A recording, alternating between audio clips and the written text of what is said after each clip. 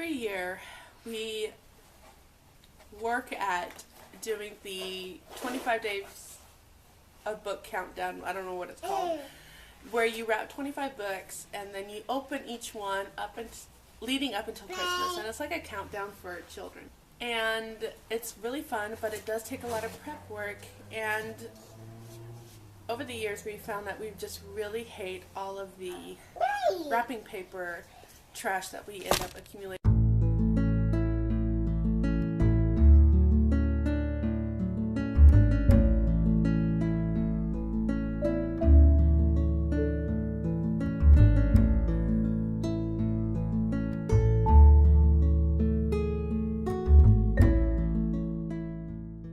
And I just really hate the trash that accumulates.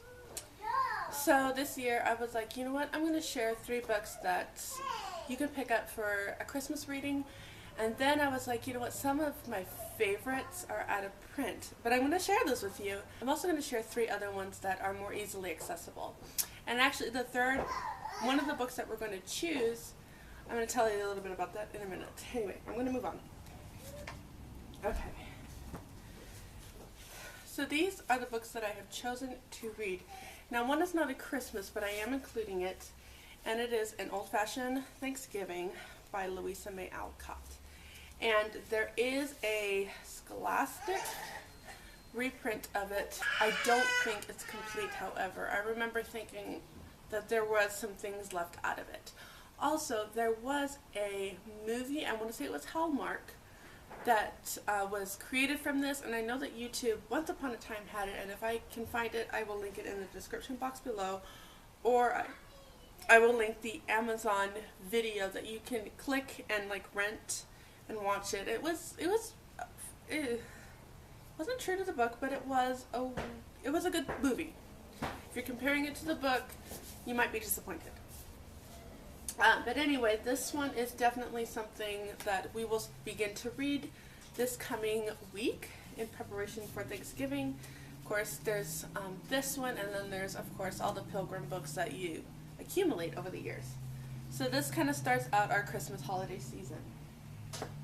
And I have an old copy with beautiful illustrations. I was so excited to find that at a library sale. You know me and my library sales. Alright, so the next 3 books I have here are just treasures for me. Okay, I'm going to start with The Lion in the Box, which was a childhood favorite, and I still love it to this day. And I think we began this book last year when I first got it, but I got it a little bit late in the season, and we never did finish it. It still crackles when you open it. We never did finish it, and I was really disappointed in it, and I really want to share it with the children. Lion in the Box is about 5 kids. How did I miss that all these years? It's about 5 children who are extremely poor for Christmas, and they end up with this box, and it's just full of the things that you kind of expect for Christmas, like good food and clothing, and yeah, there's a doll in there, or maybe a toy train or something. But it was just, it's a beautiful, beautiful story. And I am going to read the back for you, because I think stuff like this is important. It would be a meager Christmas this year for Mama and her 5 small children.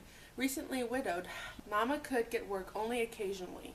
Although poor in material things, the little family was rich in love and affection as they shared with one another.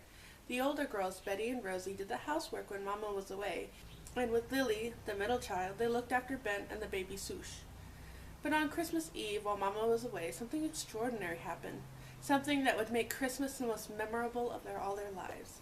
Marguerite D'Angeli's fans will welcome this warm story of a valiant little family who share all the household chores, family problems, and pure old-fashioned love. So I can't wait to read this. And of course, there's also little activities. I remember trying to do this as a kid. But they make paper stars, and they color it to just kind of make the house a little festive with nothing they have. And she uses the butcher paper. And oh my goodness, I'm like choking up remembering all this. This is so exciting. But I remember trying to do this and coloring and making it fun. And so I can't wait to do that with my children. So definitely, if you can get this book, check your library. Half.com is where we got these secondhand, and if I can find a copy, I will leave it in the description box below. So definitely all-time favorite of mine. Another one I have is by Louisa May Alcott. This is The Quiet Little Woman, A Christmas Story, and it's about a rich family and this little woman that is kind of a servant. I think she was a servant. Now I'm suddenly thinking, is she the maybe like a cousin or something? No, she got adopted. Yeah, so she got adopted to become a servant to this richer family. And she's poor, and Christmas is coming, and she wants to give all that she can for this family, and she works delicately, and she writes little notes, and she puts it under the Christmas tree. But in her exhaustion, of course, being a servant and then making all these fine gifts for her, she falls asleep, and the family comes home. And so it's kind of like a Cinderella story, but not quite. Her family comes home, and they're just touched by the love that she had for them when they considered her a servant status. And so then there's a little surprise at the end for the little servant. Beautiful, beautiful story. Again, things like this just really get the heart of Christmas into our children's lives. So, Quiet Little Woman by Louisa May Alcott, that's definitely available everywhere you can pick up her books. Amazon, libraries. I would even think Barnes and Nobles would have that. So that one definitely is a family. And these ones they're pretty short. But another book that I just couldn't go without talking about is called Morse Code and Santa's Secret Revealing by Shatona Havoc. Now, I have to say something. Shatona Havoc is my mother. She is my wonderful, awesome mother. And I had contacted her yesterday, and I was like, okay, I'm putting these books together to share with my viewers some of the Christmas books that they could do. And I came up, of course, with my two top favorites, and then I was trying to find a third one. I was like, well, there's, Narnia. That would be kind of fun. And I was just really drawing a blank of what to do. And I was getting on there, and I was messaging her, and I'm like, help me brainstorm. And she had some books, and then I was just like, struck. And I'm like, wait a minute, why am I not sharing Andy's story? The reason I need to share Andy's story is this is the book that my, at the time, 8-year-old picked up and devoured. Okay, first of all, his grandma wrote it, and, his bestamor wrote it, and he was so excited about that, and then he didn't put it down. It was so captivating that my 8-year-old reluctant reader wouldn't put it down, and I think he finished this book faster than any book he's read before. So this is a story based on the poem The Night Before Christmas, and there is a line in there that says, a miniature sleigh and 8 tiny reindeer. And this little bratty kid, Andy, realizes everybody's been wrong about Santa. And so he's going to kidnap Santa, and he's going to keep all the toys and stuff for himself. And it's basically that story about the little Andy kidnapping Santa and going to ruin Christmas for everyone.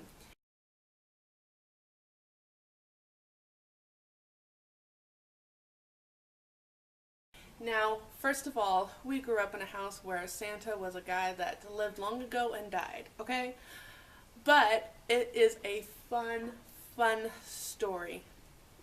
The illustrations in here are gorgeous. A friend of my mother's, or soon-to-be friend of my mother's, ended up drawing them. And so, can you see it, Emma? Mm-hmm. So these are some of the illustrations that you will find in the book. So this is Morse Code by Shatona Havoc. I will definitely leave the link down in the description box below. And you know what? Stay tuned because I'm going to talk a little bit more about this book in a little bit. Okay, so we have those books, but I still wanted to mention some that are a little bit more easily found. One book I do not have, I just borrow it all the time from my mother. And I think there's 2, possibly 3 books in this series. I can only visualize 2, and I don't even remember what the second title is. But the first one is A Christmas Story. It is Christian based, and it takes place, I don't remember the time frame. I only can remember they are creating this Christmas scene, and everybody is given a task to create this memorable Christmas scene. And that's all I can remember about this book. and I borrow it all the time. I don't know why I'm drawing a blank on that, but that will be linked down in the description box below. It is very Christian based, like the true meaning behind Christmas. Okay, and then the next one, of course, is everybody's infamous C.S. Lewis, The Lion, the Witch, and the Wardrobe. This would be definitely a fun one to begin because, you know what? It's always Christmas thanks to the White Witch. It's always winter thanks to the White Witch. Always winter, never Christmas. And so Father Christmas comes into the picture when the witch's power begins to disappear. And then, of course, it wouldn't be the Christmas season without the Advent reading of Jotham's Journey and Tabitha's Travels. These are storybooks for Advent, so it basically takes you along the travel of these two children. I want to say there's a third one, but that might be for the Easter one. And then Jotham is just one of the shepherds that will be at Christ's birth.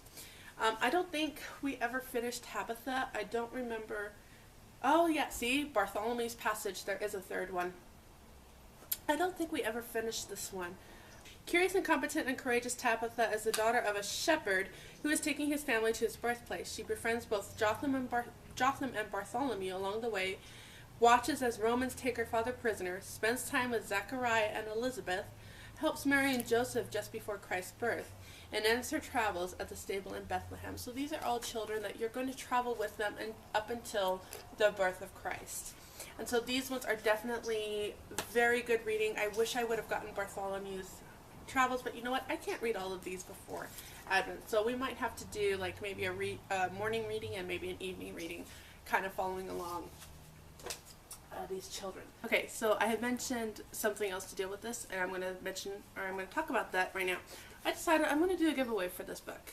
So this is Morse Code. It's by Shatana Havig. I'm going to have two winners. I'm going to have two winners for Morse Code. You can either get it as a Kindle book, or you can get it as a hard copy.